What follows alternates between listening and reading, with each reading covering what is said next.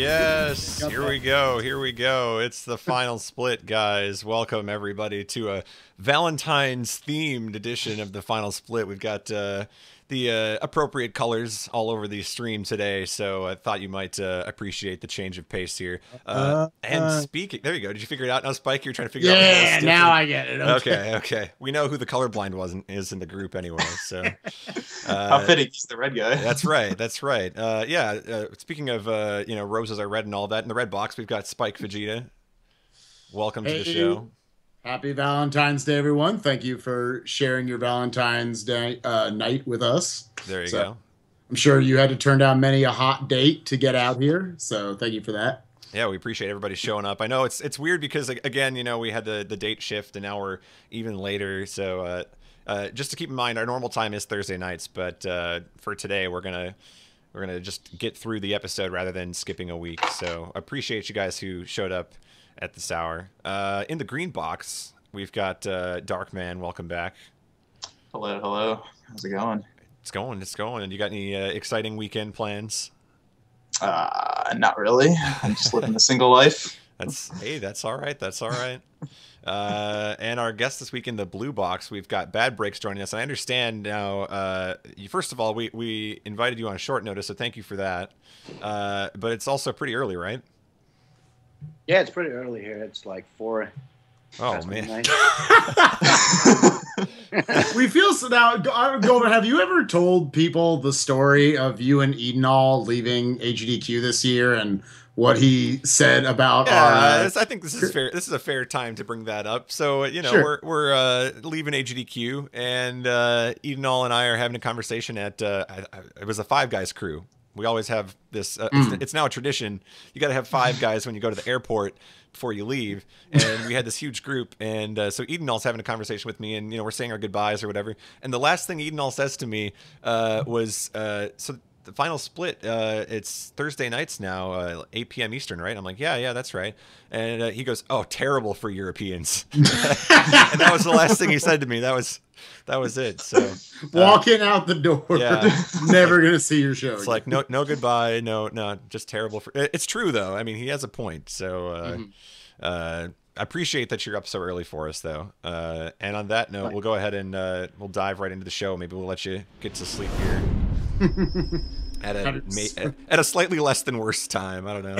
I don't know how to word that. First thing we want to talk about today, we've got some stats here, courtesy of Twitch. Just giving us some figures from AGDQ 2015, and wow, they're impressive to say the least. We're looking at, I think right off the bat, and maybe one of you wants to jump in and beat me to the punch here, but the stat that jumps out to me is the minutes watched per person on average. Oh, sure. I mean, we're looking at 98 minutes watched per unique viewer. And the thing to me about that is that means there were a lot of people who probably jumped into the stream, watched it for maybe 10 seconds and said, this isn't my thing, and they left. I wonder how many people had to have had the stream on for the entire length of the marathon just to get that average up to where it was. I mean, that's 98 minutes per unique viewer. We're talking, by the way, 9.4 million unique viewers. Yeah. That is a lot of people. Yeah, that was definitely the stat when we all looked at this the other night that really jumped out at us. Just like you were saying, Golden, a lot of people are just front page of Twitch. I'm turning it on. I'm not even looking at it. I'm just moving on to the next thing of my day. I'm just getting to my league stream or whatever I'm wanting to watch. So the fact that it is that high, that's pretty incredible. So I also look at the total impressions. I think a lot of us had this perception of the GDQs that as we went forward that, all right, yeah, it's been doubling every single year, but it's not going to keep doing that. It's eventually going to taper off. Some people thought, including Golden and I ourselves, thought we might not even reach 1 million again this year.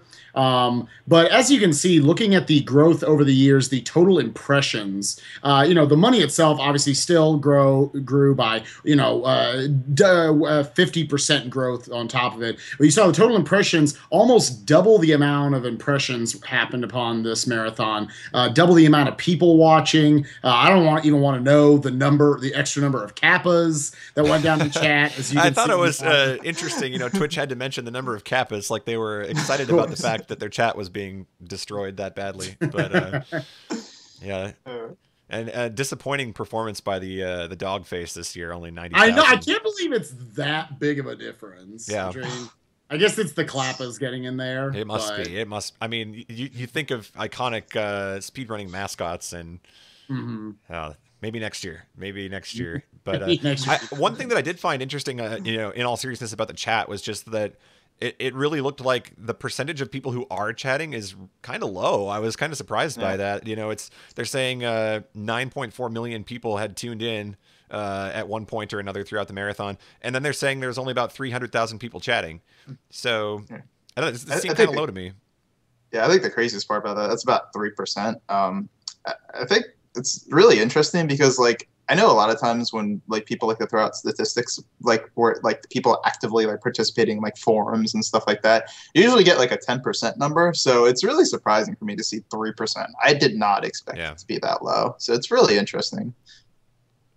Yeah, I mean, I don't really know what to take from that. I mean, there's always the argument of going back and forth about should the chat be sub only, should it be free, that kind of thing. Would it matter? Mm-hmm.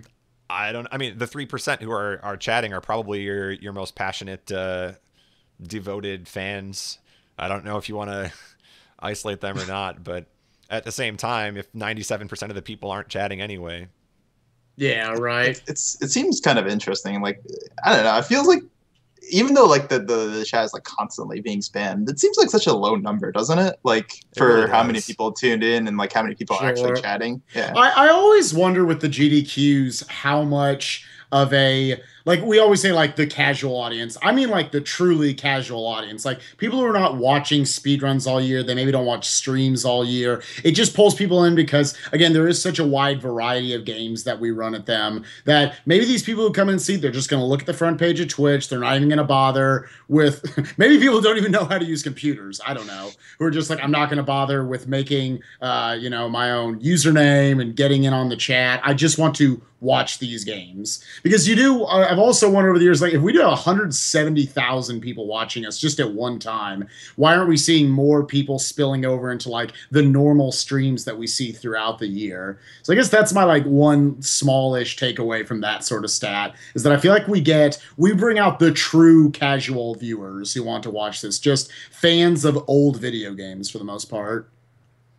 Yeah, and I think just it kind of goes back to Twitch again, just promoting the event more and more as it's grown in popularity. It's just seeing these numbers, and I think a lot of us predicted that there was going to be something like a plateau, and just to see that it's continuing to grow exponentially.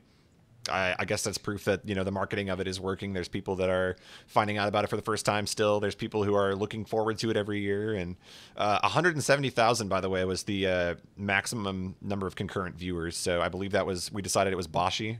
Yeah, it was going on. Yeah, it was Boshi, and I think the second highest viewed run I heard was Blindfolded OOT. Okay, so, yeah, I feel like Blindfolded OOT would without question, if it wasn't for the delays, would have been the highest.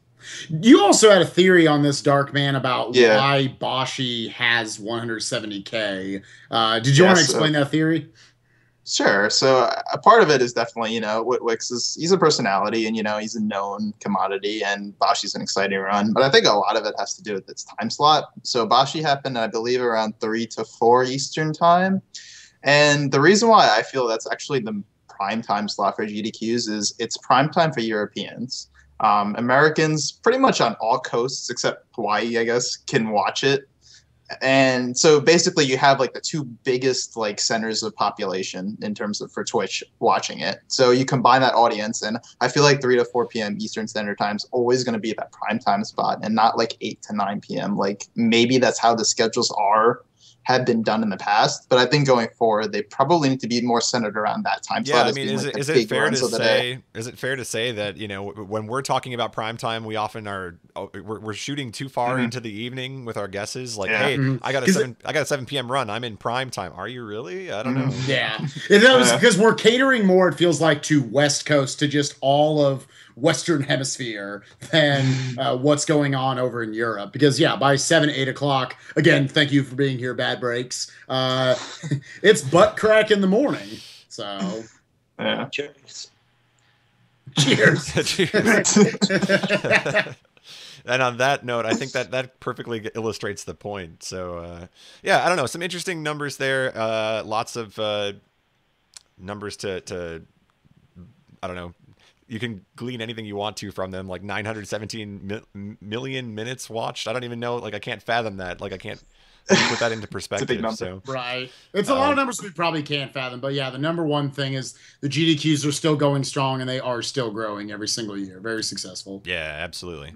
All right. Well, interesting stuff. And I guess the follow-up question is, are we going to hit the 10 million unique viewers next stage of DQ? Is it going to, go up from here? Is it going to, how much higher can it go? That's what I want to know. Just never doubt it. That's all. It's just the more we doubt it, the more we get owned. The more we look stupid afterwards. So there you go. All right, we'll go ahead and move on. Let's take a look at Spike Vegeta. What is going on in Tropical Freeze? Okay, so for a while we were frustrated, the community. We couldn't find anything broken about this game. It was such a straightforward game. And so yeah, the game is not happy right now. So okay, this is a glitch. Normally people say like, oh, it's the sock folders, it's it's all the OOT glitch hunters. This was found by two 12-year-olds. I kid you not. Actual 12-year-olds. Actual 12-year-olds. Not just like Spike Vegeta crying like a 12-year-old. It is what it is. Two 12-year-olds dropped this on YouTube, just that Dixie was swimming through the air and you could fly anywhere you wanted to. I guess one of the IL runners for this game, Miles Tails Prower, not Miles SMB, found this video, linked it to us, and we're trying to find ways to applications for it to put into the any percent and 100% runs. We have not found anything yet, but with this, there is a level we found so far where you can actually go above the level, skip over all the enemies, all the cycles, all the walls and everything that you have to go through, and go to the very end of the level. It doesn't actually apply itself in any percent, because we don't do that level, and in 100% you skip over items you need. So we're kind of hard at work. The person doing this is the number 3 any percent runner for this game, NKB. Just flying around, you can see that they didn't even finish up the artwork on like a lot of the trees just don't have tops. You go far enough over, you find where there's just the tops, like just the leaves. There's lots of like color bleeding everywhere. It's very bizarre. To explain a little bit about the glitch, you do have to be in 2-player mode. You have to have Dixie on top of Donkey's back. And then as you dive into the water at a very specific angle, we don't know exactly how it works, but if you go into the water at a very specific angle and then you dismount Dixie from him with her flutter as you're going into the water, then the game thinks that you're swimming, but you keep this like horizontal angle. I don't know. It's really weird. And then Dixie can just like fly around anywhere she wants to. The only thing that breaks it is going back in the water. You can fly anywhere you want to. You can go into bonus barrels. It'll shoot you into the bonus room. You'll still be flying around. It's pretty goofy. We really, really want to see it. Right. We're like, okay, we've got our optimized IL game. We don't want a dumb glitch just to legitimize it, I guess, in the speedrunning community. I was going to say, at the very least, the chat reaction there, I think, tells the story. They're excited about it. It's goofy. It's one of those things where you kind of hope it has application, but sure. Your early testing so far doesn't really seem like it's going anywhere at the moment. Yeah, we're stuck right now. It kind of, I always bring this up. One of my top favorite speed games of all time is Donkey Kong Country 2. And it's not because the game is overly broken as hell or that it's overly, just like optimization all the way down. It's that it's got so much variety in it. You go into one level and it's just intense, death-defying platforming over pits, over lava, whatever it might be. And you go into another level and they're doing this goofy wrong warp crap to get to the next level. Right. And so I think a lot of people, when they watch that, that's why it's one of their favorites, because there is so much gameplay variety within a speedrun setting. And I think we're all hungry for us. There's one level in particular that's just a long swimming level. It's boring as hell. And we're like, if you could just skip that one. Right. Just skip that one. Save us like 2 minutes and, make the run better. Well, keep us updated if anything happens beyond that. And yeah, NKB did send that in to us so that we could take a look at it. So thanks for sharing that with us. But let's go ahead and talk to Bad Breaks for a bit before he falls asleep because we're keeping him up so late. So Bad Breaks, last time that we talked to you, I believe, was DreamHack. You were part of the crew that went to DreamHack. Is that correct? That is correct. Okay, so I guess my first question to you is, what have you been up to since DreamHack? What's the Bad Breaks speedrunning life been like? Since DreamHack,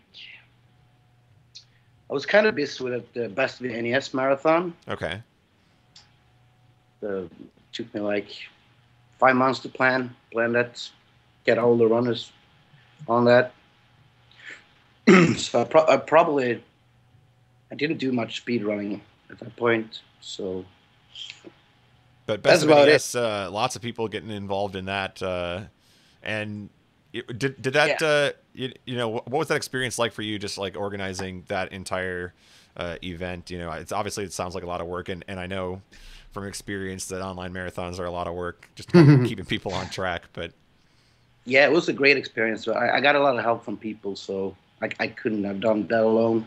Basically, me and Svenne did the whole schedule.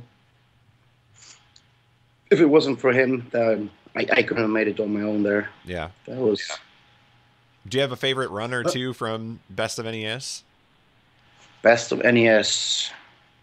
The thing I enjoyed the most was D. Tyson Air, the blindfolded thing. Yeah. The little show we put up there. That was Blindfolded Punch-Out, right? Blindfolded Punch-Out, yes. Okay. Now, what made you guys come up with this? Where was the birth of this marathon? It was just a couple of you guys talking at ESA? Was it watching other online marathons? What got you to this point? It's kind of me. I usually only like I watch NES games, and I always see like in the big marathon there's not that much NES games going on, so I kind of want to gather all the ones together for just a big NES marathon. And the idea just popped up there. I don't know where it came from. Sure. Just popped up. Why don't have all the record holders in also? That was like, okay, let's do that. Now, do you think there's going to be follow-up marathons? Like, do you think people are going to take the best of SNES or the best of N64 or things like that? I hope so. There's going to be a Best of NES 2015 also. Oh, okay. So I'm going to start planning that really soon. Wow. So this is... sorry, go ahead. No. I was going to... Whose turn is it here? Okay. All right. I keep thinking I was Darkman. No, go ahead. Go for it. Was something weird. Like the sound totally muted. But anyway, now I was going to ask you, Bad Breaks. Like you're pretty much an exclusively NES player. Like all you do is play NES games. Is there like a certain reason you've always gravitated to the NES, or is it maybe? Do you like plan to move on to maybe other consoles? How do you feel about that? I actually have no plans to move on to other consoles. Some people go ahead. Yes, and all I did was play NES games. Okay. So that's what I want, like revenge of all the games I couldn't beat as a kid. Mm-hmm. So that's why I only play NES games. I have no intention to play anything else. Cool. That's what sort of fascinates me about this marathon you guys have thrown together, that it feels like the NES is, even for people who grew up in that era, like these are, there's a reason why they call it NES hard. And I know the like 5 NES games I've beaten, it was multiple hours to get through each of them. A game that in speedrun terms takes like 15, 20 minutes.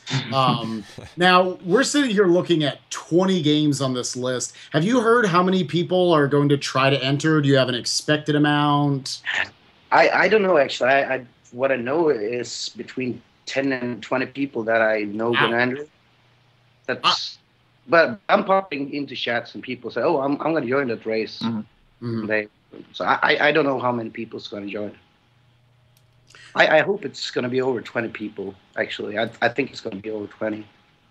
Now, no matter what we're looking at, you say 10 to 20, and that's big. Like I look at this list, I think, man, there's a lot of people who couldn't do this. No offense to anybody out there, but you watching at home, you can't do this. Yeah, I mean, let's take a look at this. So the 20 game NES race. I mean, we've seen multi-game races on SRL before. You know, there's been, I think like the Mario 602 star comes to mind, where you're taking a bunch of very long games that have different skill sets, different, you know, they kind of have a common theme, but the games themselves are very different, and people try to race them and complete them. We're looking at 20 NES games here, and not all of them are beat the game type goals. I mean, we've got, you know, beat certain stages, for instance. I think, let's see, we're looking through here. Tetris 100 lines. I mean, that's not necessarily, I don't know. Metroid, you depends only on have how to you, kill yeah, Kraid. kill Kraid in Metroid. Ball on Punch Out. I want to keep the games around 15 to 20 minutes tops, except Mega Man 2. That was a pretty long one, but Yeah. I think I And it's coming near the end. Right. Oh my gosh.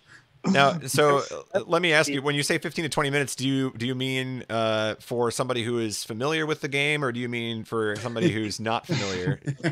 Well, I picked the games because they are pretty easy to learn, so you can beat them between 10 and 20 minutes. It's not the hard games on Sure. on the list, Mhm. and I think I set the goals for the longer games pretty good. Like Tetris 100 lines, it's kind of tricky, but I almost can do it myself. But I can do it with some practice. So Yeah, I've seen Fiesel trying to do Tetris, and it's fun to watch somebody who's not versed in the game try to figure it out. Like he kind of talks out loud while he's playing, like, this is what I'm thinking.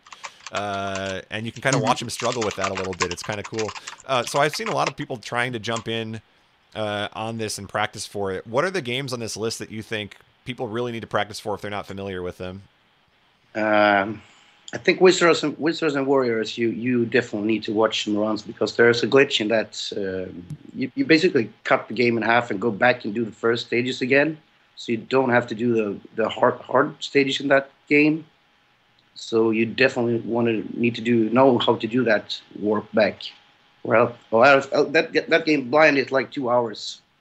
Oh, okay. The whole game. and maybe, I don't know, Punch Out maybe. I don't know. Yeah. And also Metroid is also gonna be a tough one. Like you can do it safe. You can pick up a lot of energy tanks, and then you'd be safe. But if you really want to go for the win, you must take a chance there and go like with 2 tanks. Just hope for the best. That's what I'm gonna do. All right. Now let me ask you this question, because when I looked at this list and I saw 20 games, I was thinking that's a lot of games. You know, even if I'm familiar with them, it's going to take me a few hours.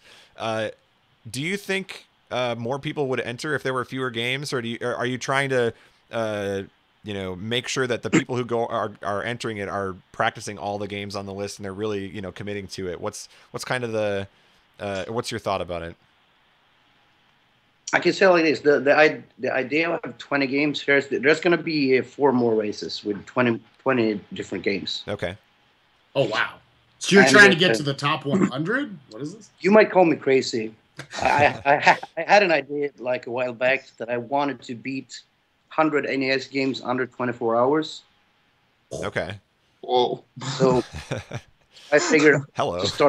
I need to learn stuff. Start to learn some games. So why not put up races Yeah. and put all the games in I wanted to learn? So it's like a win-win. You invite other people to try to compete in 20 games at a time, and at the same time you're learning all these other games. yes, and yeah, you could call me crazy, but I'm gonna do it 100 game race probably next year or something. Wow. Okay. Wow. So we're building up to that there. A true All right. shotgun approach to speedrunning. That is an amazing concept. I am It looking is. forward to that. It is very possible. I looked into it. Could be done in like 20 hours, 15 to 20 hours. There's tons of 2-minute games in the NES library, like 2 to 5 minutes. Mhm. Like at least 20 of them. So So you can pick any 100. You don't need to. It's not like the top 100 NES games or anything. it's probably going to be the top 100 shortest game. Sure. Give me that Strider NES. Yeah, Yeah. Put that in there. So can people play these in any order during the race, or are they going to go 1, 2, 3, 4? You know, right down. It starts on Donkey Kong and it ends on Super Mario Bros. 3. Okay. So if I'm just walled on Tetris, then I'm going to be there. Well, I can't just say let's save that for later and come back to it. You need to beat every game to proceed. Now, do you have a favorite? Like, do you think it's going to be you that's going to win the race? Is somebody else that's been practicing scaring you a little bit? I saw Dexter. Dexter actually did a run. He had done some practice. I saw that he did it like in 3 hours and 50 minutes. Wow. And I did a run also. These are like the top players in NES speedrunning, and we're talking almost 4 hours for this thing. So I think the top place would be under 3.5 hours, I guess. Wow. That I was thinking like 7 minutes. That's crazy. Now I know this is also kind of the interview segment. I just want to go off on like what fascinates me about this type of event that you guys have thrown together, because we've got the other events we've done in the past, like we just did the SRL, the Get Yourself Speedrunning events, where really what the idea was, let's get as many people in there as possible, and let's we want 300 people playing Link to the Past at once. Everywhere from world record holders, people, it's their blind playthrough. Now this is not that sort of race. I don't think you're going to get, obviously you're not going to get those type of numbers, but what excites me more is as a viewer is this is maybe more than any other event that I've seen, little speedrunning event, online speedrunning event that I've seen in recent memory. I want to watch this quite a bit. I want to see you and the Dexters and the Feasels all just blasting through video games just as fast as you can, popping out one card for the other, switching their emulators, whatever it has to be to get through all these games. And so many different types of flavors throughout the entire day. It's like your own GDQ in one 3, 4, 12-hour chunk. You were going to say, Golden? Yeah, I was going to say, and the thing about it is that none of these players, at least that I can think of, are going to be experts at every game on the list. They're going to have their ones that they're good at, and they'll be able to maybe gain some time there. But I think you're hard pressed to find somebody who can go down the list and say, "Yeah, I'm great at that game. I'm great at that one. I'm the best at that one." Mm-hmm. So it's interesting to me in that no one's going to have a massive advantage. I don't think. I think there's going to be people who are very good at it and can adapt to playing a bunch of different games, but. So on that subject, Dad Breaks, what do you think is the game you're least looking forward to? The one that'll probably give you the most trouble? The Super Mario 2. Oh yeah. Oof. And saving it for near the end. I was gonna say, the nice thing about Mario 2 being on the list is that everybody has to play it then, because I feel like Mario 2 is a game that has a lot of intriguing speedrunning things, but it just, I don't know, it doesn't get the same love as a lot of the, like Mario 3 for instance is a game that's got a lot more of a fan base. And it's like Mario 1 to Mario 3, everybody knows how to beat it fast, but like Mario 2, I'm sure there's a lot of people that are like, I probably have to learn this. I've played a world of that game before, exactly. Yeah, I saw Feasel was grinding that game. He actually started to do attempts on that game, I think. Oh really? That's me too. So I don't know how much Feasel will have practiced off stream, but I'm kind of scared of him. Yeah. Now, is there going to be like a commentary stream for this, or is it going to be one of those things where you have to load up everybody's individual stream? I didn't think, when I throw this doc out, I didn't think it was going to get this much interest. Okay. Maybe in the future. We didn't have a plan with it, but I know Infested Reach is going to restream 5 channels that have exchange between us. Oh, cool. And some commentary, so now we have to use that, but I would love to have a page that we can display the race with commentaries, like a broadcasting team or something. And I didn't have the time to set it up though. Yeah, and I mean, obviously you've got 4 more of these planned in the future here, so you could build on it from there too. So. Mm-hmm. And remind us again, what is the date of the 20NES or whatever you're calling it? It's the 28th. It's in 2 weeks. Okay. Saturday.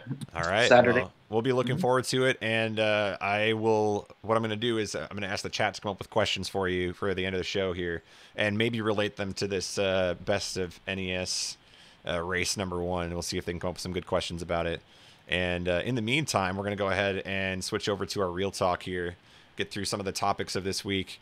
And there were a lot of them. Starting with ESA 2015 having their round table. I put earlier today on the schedule, but that assumed that we actually had the show yesterday. So just before you send the hate mail, guys, I understand we got the wrong thing in there.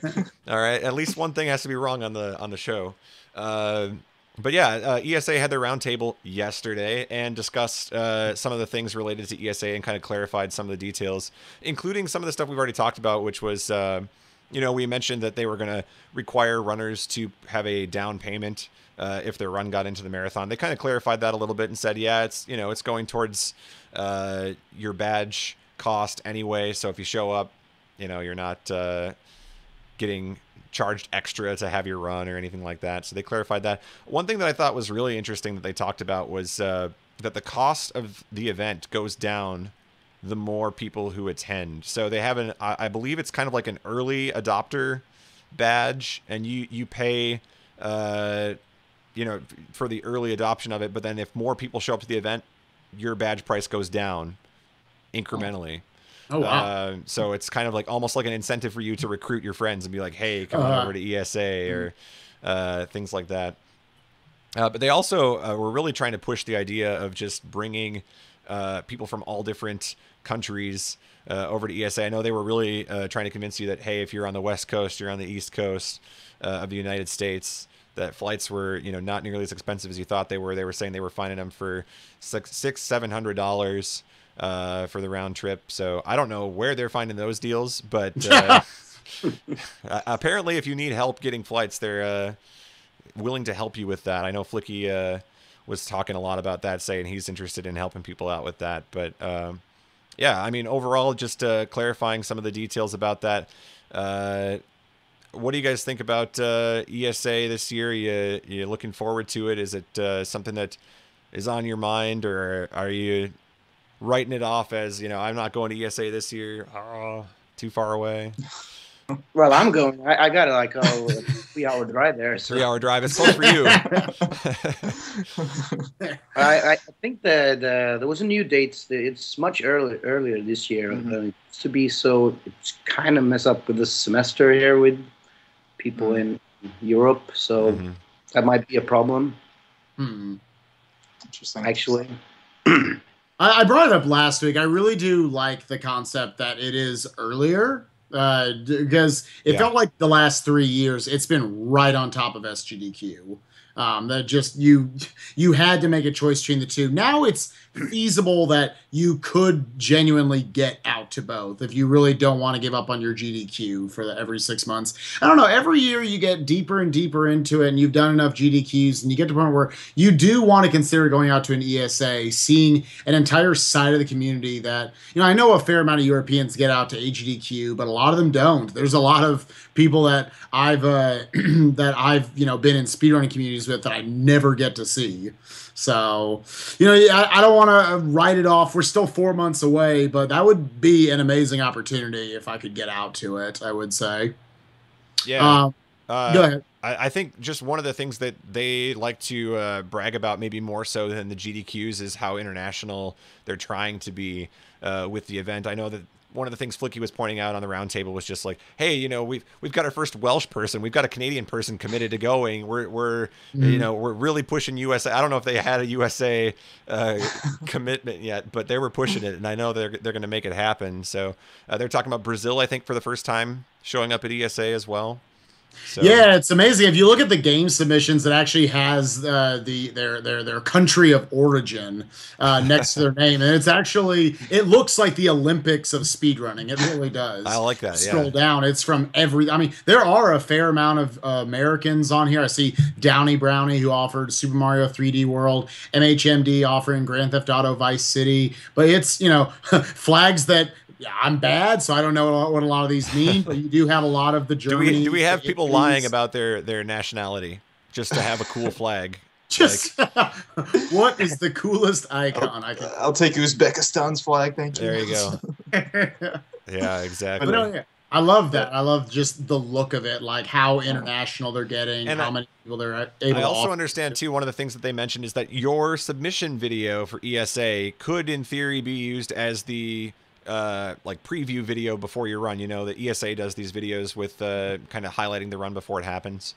They're really encouraging people when they submit their games to kind of think about it, spend some time on it, and maybe put together a highlight reel of sorts, whether it's their own gameplay or, just edited footage to really kind of, I don't know, compile all of the best elements, I guess. Right. And this goes back to the same thing we've always talked about. I know the GDQ staff is always putting in a lot of hard work. And, obviously the GDQs, as we just talked about earlier in the episode, is always such a big success. It goes back to the same stuff we always talked about with the ESA. You always talk to Edenall at the Backrooms GDQs, and they're trying. They really are, him and the Flickies, the Bangeras. They're really trying to do something completely different from the GDQs and be so experimental. So from that standpoint alone, you almost do want to get out there, and not support the GDQs, but we support them all year long to give ESA that, let's give you even higher quality runs because Americans are better. That's how that basically came out of my mouth. I feel like I want to go to ESA at some point simply because it's not a GDQ. Like, I feel like the atmosphere is totally different. It's more casual, laid back atmosphere. Like, you're there more for the, like, not that I don't go to GDQ for seeing my buddies and whatnot, but like, I feel like ESA, I feel like that's the main purpose more so than the actual speedrunning. It's more relaxed, and you can have the banter during your runs, and it doesn't feel as organized or structured, or this is the way you're supposed to behave, and this is the way this is the way you enter the room, this is the way you leave, this is when you clap. I agree on that. It feels more like a casual fun. I get the sense that it's almost like you're just streaming from a friend's house, but you have a lot of friends. Yeah, something like that. You are really popular. You are in a really big house. You are the high school jock of speedrunning. You just got all your buds. Yeah. Okay. But yeah, no. So if you guys didn't get a chance to check out the roundtable, I believe the archive they archived that. So that's over on twitch.tv/European Speedster Assembly, and you should check that out if you want some more details about the event. I believe we're also going to try to get Flicky on the show at some point here. Might be next week, might be sometime here this month or something. But Flicky will probably be able to clarify some of those other details as well. So, all right, next up we've got Speedrun Central going on right now. And Speedrun Central, of course, I believe, are we up to 3 of these now? 3, 4? I think this is their 3rd annual, I want to say. I think I was part of the 2nd one. Yeah, I know you and I both have been a part of it. Darkman, Bad Briggs, have you been in a Speedrun Central?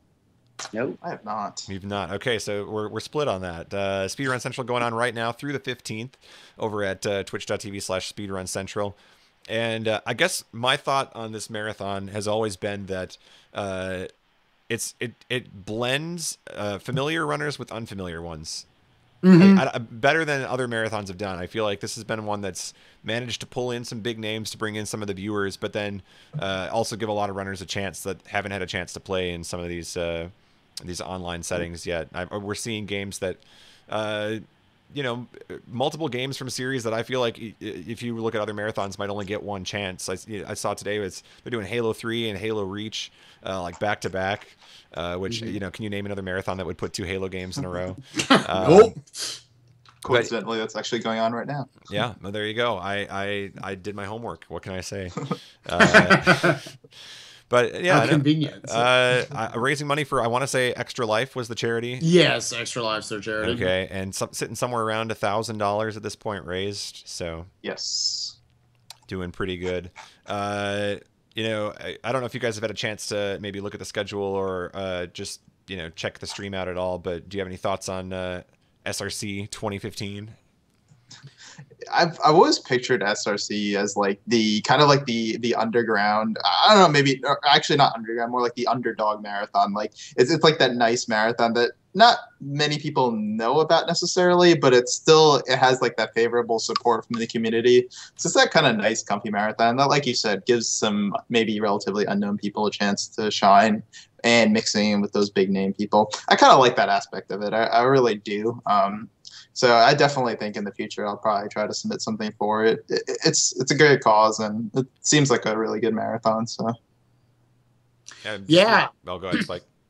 No, I just wanted to point out a couple of runs, especially to check out a good buddy of mine and Golden's Ghoul, who was on the show a couple episodes back, is doing Catherine tomorrow night at 11:30. That run's going to be great. That's a insane two-player, one controller run.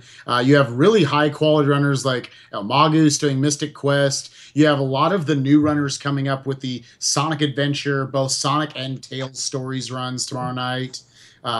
Really a lot of great stuff in here. But then again, in addition to that, you do have people that you've maybe never heard of or games you've never heard of that they're giving an opportunity to. Yeah. So, Yeah, I see only one NES game on there. Only one NES. All right, Yeah. that breaks me and you. We'll have to submit NES games next So time. if you're looking at this, are you saying that this schedule is catered to the modern gaming community? Is that what you're saying? Yeah. Too many new games for Bad Breaks taste. Too many bits.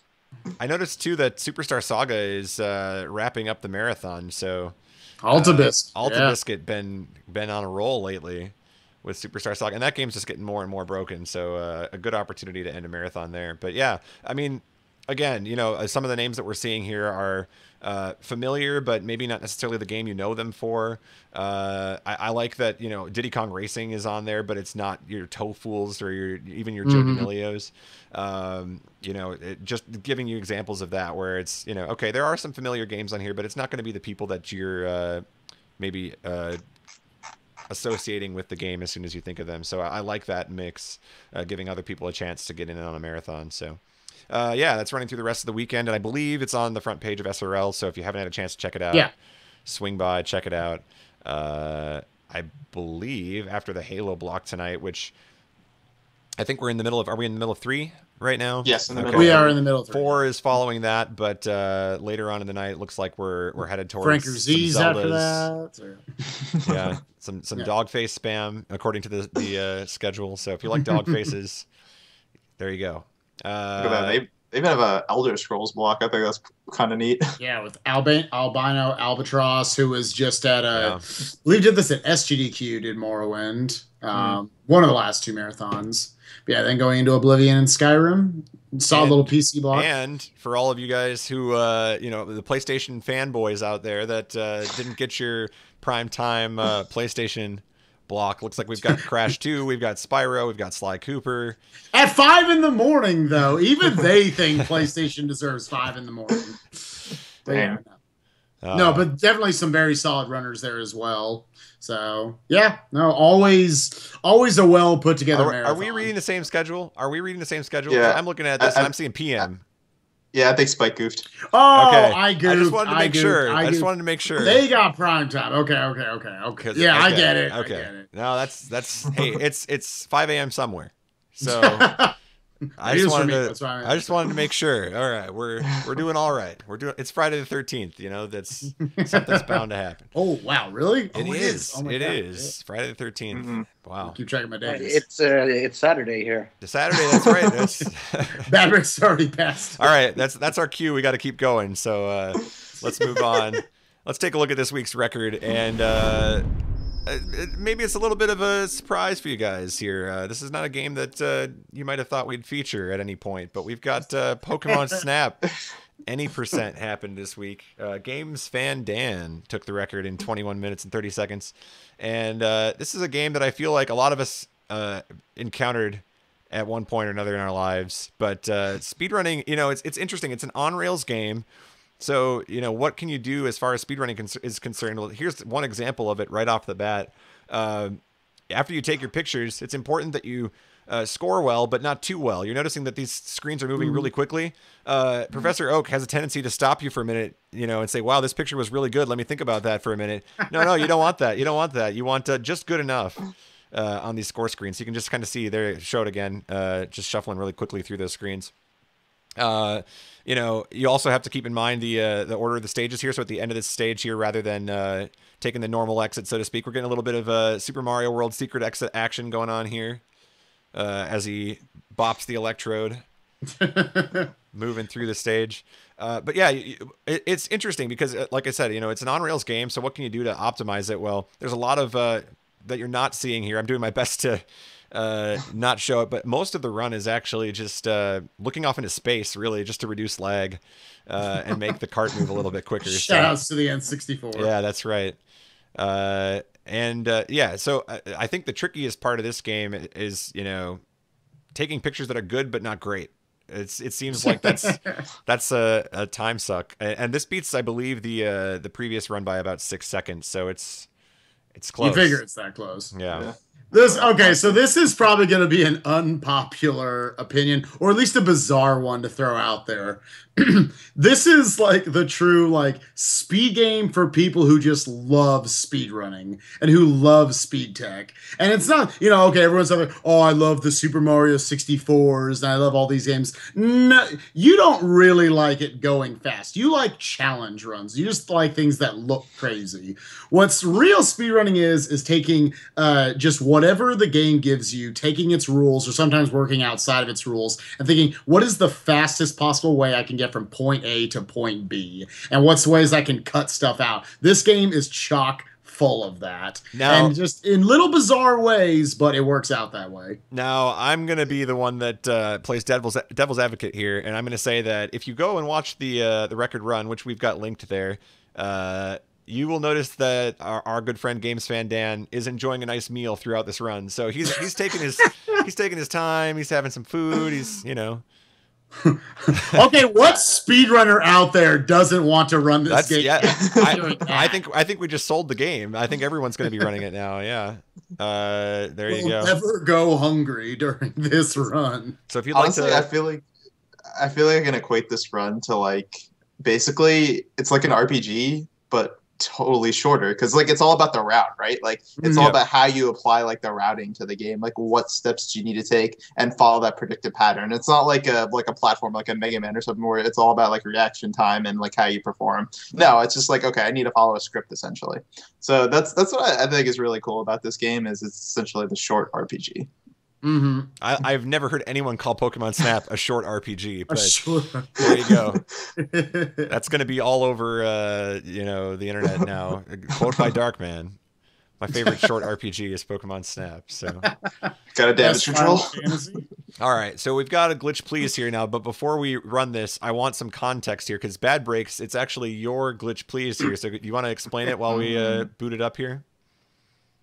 Yeah, basically me and Nadu, I was going to blind race the game, and while which game was it? Waiting for him, it's the Clash at Demon Head. Okay. On the NES, and while we were waiting for him, I just took out the controller and like pressed some buttons, and I got a code to work somehow. Right. So he pressed some buttons, got a code to work. Let's take a look at this. This is I don't know what the odds are. What are the odds? All right, so here's the password screen. Now we've got it's 30 characters long, right? It's a long password. Mm-hmm. All right, you're just doing some ones there. Incorrect there. Yeah. All right, now we're just okay. This is honestly random. You just randomly put it. What?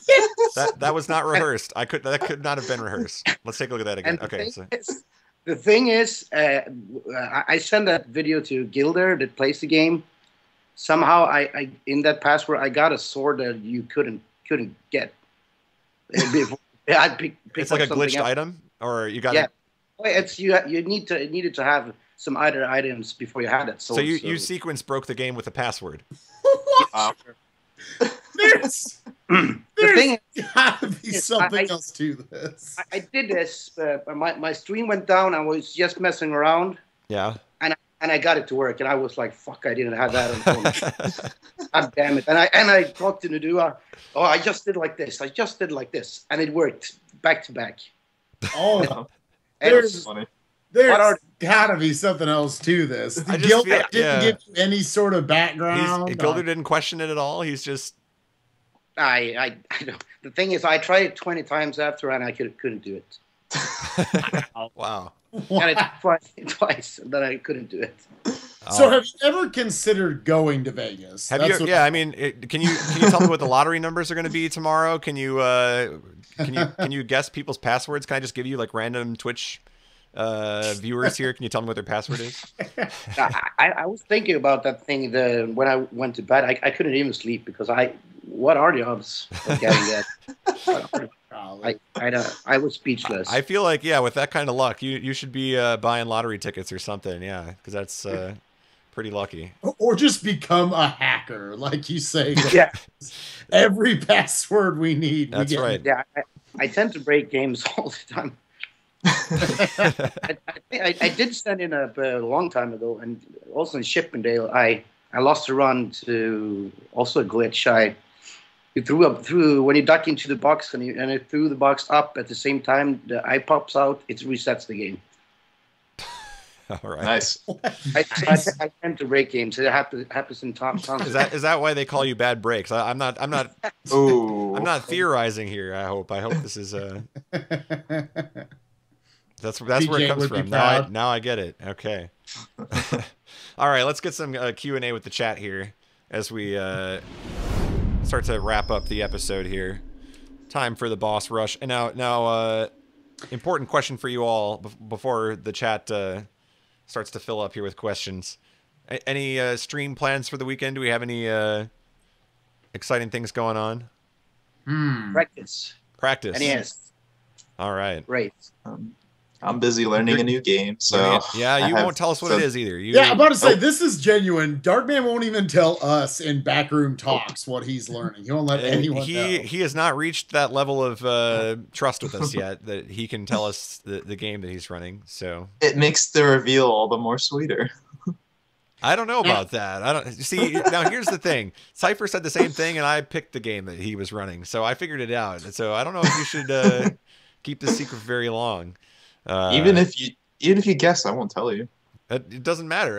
I'm still right. So, all right, we got some questions here. Iceplug wants to know how many valid passwords there are in Clash at Demon Head. Maybe he's figuring this out. Are there a lot of valid passwords in that game? As I need to know more about this. I need to get about this. All right. Now, I've got one question in my back pocket I wanted to ask you, Bad Breaks. Now, I looked through the game submissions. Is it true you haven't submitted for ESA yet? Yeah, I haven't submitted yet. Do you have any spoilers you can give us on what you are thinking about submitting at least? Yeah, sure. I'm going to submit Mega Man 1 if there's going to be a race. But since to what I saw today, I probably won't. Because Cool Kid just crushed the game today. Yeah. On his webcam quality stream, no less. So yeah, get us stream. And hopefully me and Pro J is gonna submit Zelda 2, 2-player, 1 controller. Oh, okay. Okay. That's interesting. Cool. I saw another question too. I think it was Iceplug again. Wanted to know, what do you think is the freest game on the list of the 20 for the 20 game race? What do you think is the easiest one on there? The easiest one is probably Where's Waldo. Where's Waldo? Oh yeah, I forgot that's in there. Yeah, that's so free. That's funny. I saw that one. I was like, maybe, but I was like, it's NES. I have no idea. No, that game, if you've never seen it, that game is easy as heck. You can blind in like 10 minutes. Oh, okay, sick. All right, I'll get in for that one. There you go. Yeah, a lot of games can be beaten blind in like the 20-minute range. So, like the Excite Bike, it's just one track, and maybe people's gonna have a problem with landing that plane in Top Gun. That's we were talking about this before the show. Yeah. We said Top Gun was going to be the hardest game. That's the #1 game in that list I'm looking forward to. All right. Yeah, Donkey Kong is really easy. That's like a 2-minute game. I can't wait for someone is just going to jump in on this and get walled at the first game. Just Donkey Kong. It's not going to happen. I want to see somebody get stuck on Where's Waldo. It's going to happen. I don't know who it's going to be, but all right. The Squirrel wants to know, I think we answered this. Squirrel wants to know if there's going to be a central stream for the race that might feature runners. Yeah, the only thing we have now is Infested Reach. Can we link his stream and chat when you type that out there? Sure. Yeah. Go for it. Yeah. Blecky wants to know, is Jetsons short enough to be in one of the future 20 NES games? I rather keep Jetsons out of the race. I don't like that game. Did Blecky ask that question because he knows you don't like that game? Yeah. Oh, okay. That's classic Blecky right there.